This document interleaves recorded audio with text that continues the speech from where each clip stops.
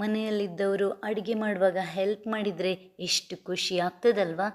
Carrot ತುರಿದದನ್ನು ಬಾಕ್ಸಲ್ಲಿ ಹಾಕಿ ಫ್ರಿಡ್ಜ್ನಲ್ಲಿ ಇಟ್ಟರೆ 2 ದಿನ ಉಳಿತದೆ. ಹೆಲ್ತಿಗೆ ಒಳ್ಳೆಯದು ಅಂತ ಊಟದ ಜೊತೆ ಕ್ಯಾರೆಟ್ ತಿನ್ನೋ ಅಭ್ಯಾಸ ಮಾಡಿಕೊಂಡೆ.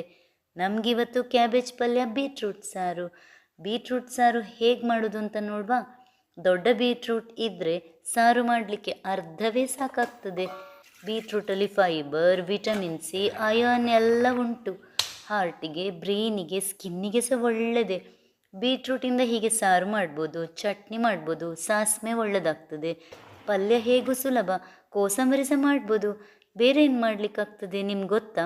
ಗೊತ್ತಿದ್ರೆ ಕಾಮೆಂಟ್ ಮಾಡ್ತೀರಲ್ವಾ? ನೀವೊಮ್ಮೆ ಕಾಮೆಂಟ್ ಮಾಡಿದ್ರಿ ನಾನು ಹೇಗೆ ಇಂಗು ಯೂಸ್ ಮಾಡೋದು ಅಂತ. ನಮಗಿಲ್ಲಿ VIP ಇಂಗು ಸಿಗ್ತದೆ, ಸಾಫ್ಟ್ ಇರ್ತದೆ. 1 ಚಿಟಿಕೆ ತೆಗೆದು ಕರಗಿಸಿದರೆ ಆಯಿತು, ನೀರಲ್ಲಿ ಸಹ ಕರಗ್ತದೆ.